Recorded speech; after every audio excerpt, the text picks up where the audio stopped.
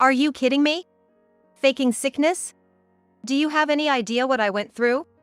It wasn't a fake. I really had a heat stroke. The reason my mother-in-law was so angry was that I couldn't attend my father-in-law's funeral. It's not like I didn't want to attend the funeral. That day, I felt ill from the morning. I had symptoms of heat stroke and couldn't even stand up. I deeply regretted not being able to attend. But my mother-in-law didn't care about that. She yelled at me. Heat stroke? You could have come if you really pushed yourself.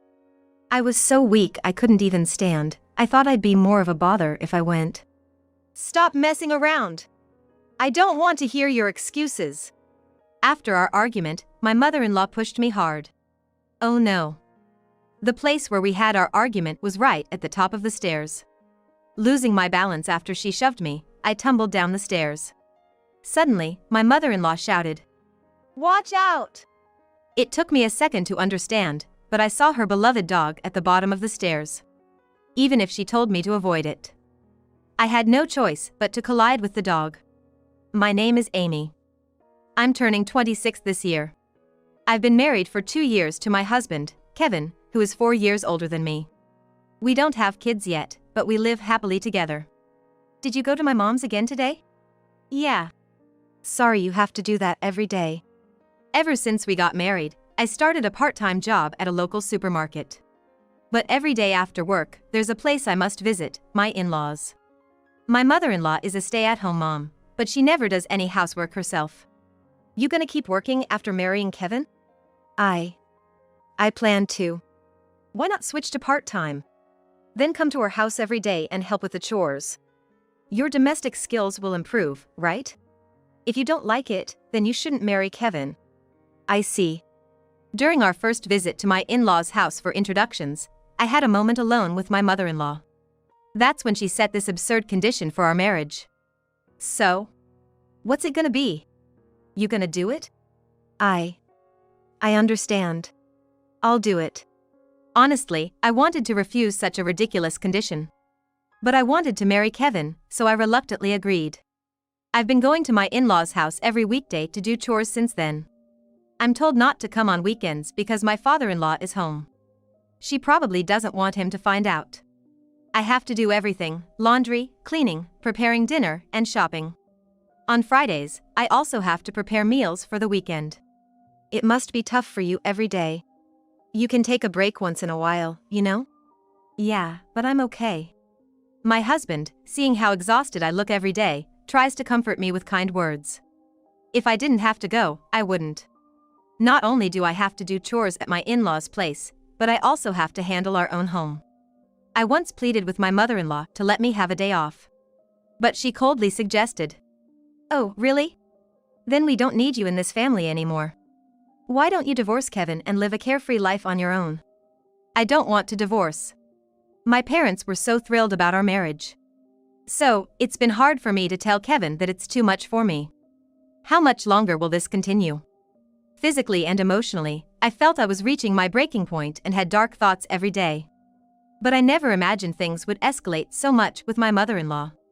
One day, after finishing my part-time job, I went to my in-laws' house as usual. My mother-in-law had a grave expression on her face. "What's wrong?" "Oh, Amy. It's nothing." Despite saying it's nothing, her face was somber and her voice was low. She was clearly not her usual self. I should have let it be, but for some reason, I was concerned and asked her again about it. "You clearly look upset. What happened?" "Well, my husband has been diagnosed with colon cancer. They've given him only a short time to live. He's been urgently hospitalized, and he might not come back home." "What?" I hadn't seen my father-in-law recently, so I had no idea he was suffering from such a severe illness. Being told about the limited time he had left, I didn't know how to comfort my mother-in-law, and I fell silent. "You don't have to be down too. Just go home for today." "Do you not want me to do the chores?" "I just want to be alone today. So, no need for chores." As my mother-in-law said, I left their home that day. But thinking about it, it's quite heartbreaking. If my husband, Kevin, had such an illness, it wouldn't be someone else's business. My mother-in-law must have been devastated. I decided to give her some space, and I didn't go to their house the next day. However, the day after that, she called. "Hello. How are you? Why didn't you come yesterday?" I thought, since you were feeling down." "That's no excuse. Come over now." She didn't have to get so angry. After she hung up abruptly, I headed to their house immediately. "You worthless daughter-in-law. The laundry's piled up, and I couldn't even eat dinner yesterday. Get to work. And while you're at it, take care of the dog." Entering their living room, I was met with a chaotic scene of clothes strewn everywhere. How could they make such a mess in just a day? In a way, that's quite a talent. I'll get right on it. I started by picking up the clothes scattered on the floor and began doing the laundry. And there was such a pile. While I was operating the washing machine, my mother-in-law called from the living room. "Why are you just standing there? Hurry up and clean." I know. I held back from retorting. If I talked back, she might threaten divorce again. She instructed me to clean the room where her beloved dog stayed. Ugh. What's that awful smell? That room didn't have air conditioning. The poor dog living in such conditions was pitiable. Moreover, its waste was left untouched, creating a terrible stench. "You should take better care of the dog." "I know. This is to get back at you." If you care about the dog, then why? While listening to my mother-in-law, I was thinking that internally. After that day, my mother-in-law's mistreatment escalated. Taking advantage of my father-in-law's absence, she started summoning me not just on weekdays but on weekends too, burdening me with all sorts of chores. Ultimately, I even ended up having to walk her dog. Living this way, I lost a significant amount of weight. I was sleep-deprived, waking up early, and looking after my own home became quite a challenge. Then, 6 months after my father-in-law's hospitalization, he passed away after his long battle. "David!" My mother-in-law cried out in the hospital room. I also shed tears, watching that scene. Though I hadn't seen him much recently, he always cared for me when we did meet. It was heartbreaking that he was gone. I wanted to pay my respects and gratitude at the funeral. But the next day, I woke up feeling extremely ill. I wanted to bid him farewell with all my gratitude. However, the next morning when I woke up, I felt terribly ill. It was hard even to stand up. I had been making various preparations for my father-in-law's funeral, but symptoms similar to heatstroke began to manifest. Gradually, my hands and feet started cramping. "Hey, are you okay? You look pale." Kevin voiced his concern around noon. Apparently, my complexion was very off. "Yeah. I feel awful. My hands and feet are cramping. Might be heatstroke. Don't overdo it, okay?" "Yeah. I think I'll be okay if I just rest a bit." I reassured Kevin and decided to rest in a cooler room. However, even when it was time to head to the funeral, my condition didn't improve. "I'm sorry. I'm not feeling well. If I go like this, I might just be a bother." "It's all right. Amy, why don't you rest at home? I'll explain everything to everyone." "I'm so sorry. I couldn't be there for your dad's last moments." "Don't apologize. It's only natural to prioritize your own health. Make sure you get some good sleep, okay?" Reassured by my husband's kind words, I saw him off as he left for the funeral and, feeling relieved, I soon fell asleep. When I woke up and checked the clock, it was just past 5 a.m. the next morning. What? I slept that long? I was surprised at how long I'd been out. But thanks to that, I felt completely refreshed. As I went about my usual routine, making breakfast and cleaning up, my husband woke up. "Good morning. Did you sleep well?" "Good morning. Thanks to you, I'm feeling great now." "About yesterday. I explained everything to Mom, but she's really upset you didn't attend the funeral." "Figures. Guess I have to go and apologize." I wasn't really looking forward to it, but I decided to head to my in-laws' house and apologize to my mother-in-law in person. "Hello. What are you doing here?" "I'm sorry about yesterday. Just come in for now." Upon arriving at my in-laws, I apologized and was allowed inside. "She's quite mad." She glared at me with cold eyes. However, she didn't say or do anything further and quickly retreated to her room upstairs. I need to apologize properly. I followed her upstairs and tried to talk to her. I'm really sorry about yesterday. What are you sorry for? For not being able to attend the funeral. The moment I said that, my mother-in-law screamed at me, her face red with anger. Are you kidding me? Faking sickness? Do you have any idea what I went through? I wasn't faking it. I really had heat stroke. I truly didn't want to skip the funeral. I wanted to be there for my father-in-law's last moments. But of course, she didn't know how I felt. And continued to yell at me.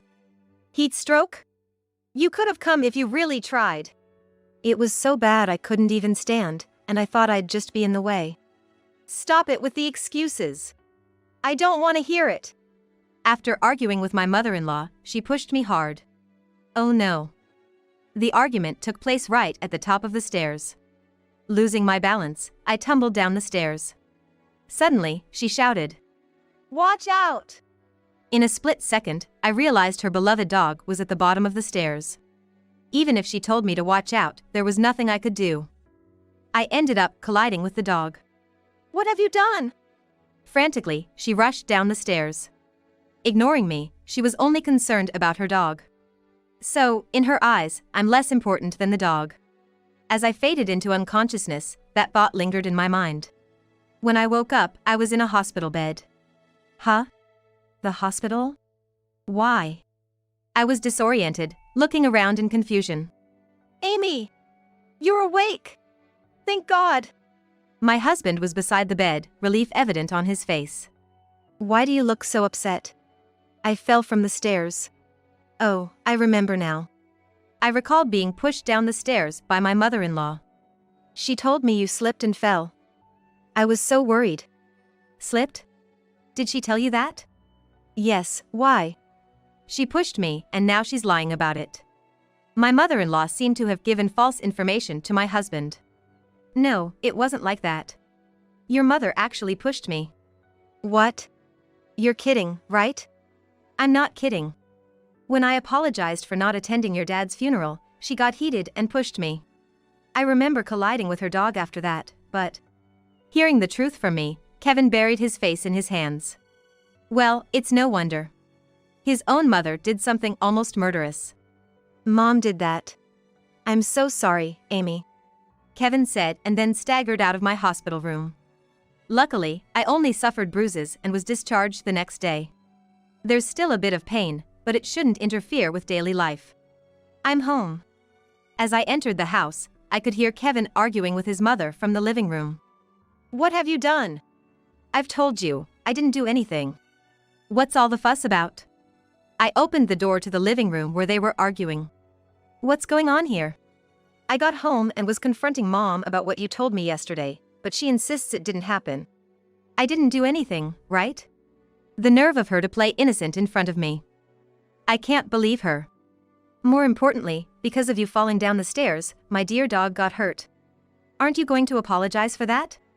Ah, that dog. Glad it was only injured. But is she serious? She's the one who should be apologizing. My anger towards her started to bubble up. If you don't say anything, how will we know? Can't you apologize?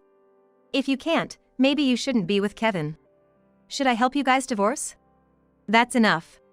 I've had it. Having reached my limit, I decided to vent all the frustration I've been holding back on her. If you want a divorce, go right ahead. But aren't you the one who needs to apologize? Sure, I'm sorry for injuring your dog. But this was all because of you. If you hadn't pushed me, none of this would have happened. What? Do you have any proof that I pushed you? If that's how you want to play it, that's fine. Maybe I should have the police investigate this as assault? If she thinks I'm just going to let this slide, she's mistaken. But the moment I mentioned the police, her face turned pale. The police? You're exaggerating. Exaggerating? I lost consciousness because of what you did.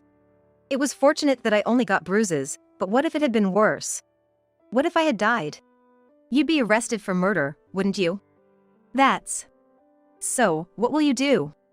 Apologize? She looked like she was about to cry. She must really not want to get involved with the police. But instead of apologizing, she just stood there silently. Losing his patience, Kevin started yelling at her. What's it gonna be, huh? Say something. Weren't you the one who said silence won't solve anything? I'm sorry. I promise I won't do anything like this ever again. Please forgive me. It took her son yelling at her to apologize? She clearly doesn't take me seriously. Even though she apologized, deep down, I felt resentment. Well, all right. I'll let it slide just this once. Really? She looked relieved, probably thinking I had forgiven everything. But she's mistaken. I was only forgiving the incident with the stairs. She thought I'd forgive everything she's done?